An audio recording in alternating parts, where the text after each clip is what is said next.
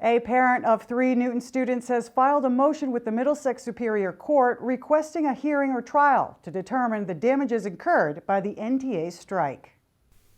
While the NTA and the school committee await the court's decision on where the $625,000 in fines for the NTA will go, either to the state or to the Newton Public Schools, one parent in Newton renewed her emergency motion to the Middlesex Superior Court for the NTA to pay damages to the parents of students in the Newton Public Schools who have suffered through the NTA's 11 days of no school strike. Last Friday, in the court hearing, the judge clearly said that he read the motion to intervene by my family and another family of Newton residents. He also read hundreds of letters from Newton parents, and he acknowledged that he understands and sees the severe damages caused by this illegal strike that was going on for 11 days.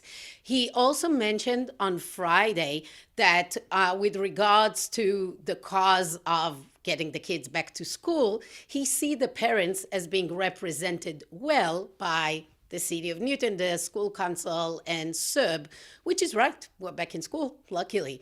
But with regard to damages, which is what the city and SERB were about to file yesterday, their case is negligible if you consider the amount of damage that was caused to Newton families, to the kids, to the thousands of residents that had to scramble overnight to find out if there is school the day later, find out childcare, ask the employers for a day off.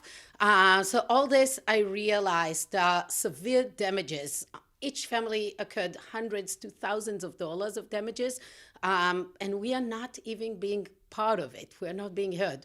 So I filed a motion to intervene and asking the judge to be heard, hoping that other families joined as well. I think that families have the right to ask for compensations for the pain that we endured during these 2 weeks. Asher Doughton states that filing this motion for damages isn't just about the money. It is the recognizing that parents, families were part of this pain, and we were pawns in a bigger scheme of, a union trying to fight for better rights on the back of students in this town. I think that it's important that our court system stand up and tell the unions that they cannot go on with illegal strikes. Asher Doughton feels that this is just the beginning and warns others of possible teachers' strike across the state and the country. I want to say a statement that this cannot be repeated in other places. We are hearing MTA now speaking about getting strong because of the win in Newton and replicating this act into other communities. The worst thing that can happen across Massachusetts communities is to have this repeated. This is terrible. This is terrible. Bargaining over the back of families and children shouldn't happen here. Chris Bresky, chair of the Newton School Committee, stated during a recent press conference that there may be something more ahead. It makes me question what this strike is really about. Is it about Newton's kids and teachers? Is it about money? Or is it about some other bigger agenda, one where our kids are being used as pawns?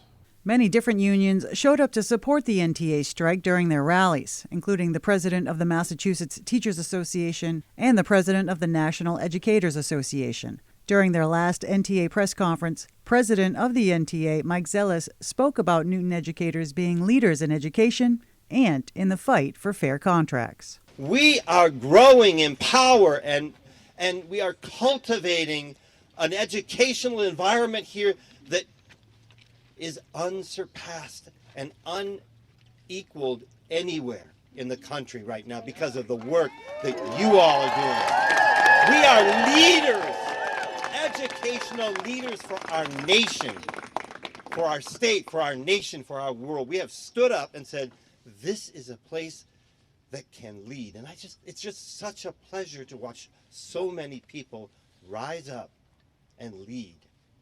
Each of us, because that's what teachers are. An evidentiary hearing or trial is asked by Asher Doughton and other interveners to assess the relief to be granted. That decision and date has not been set as of today.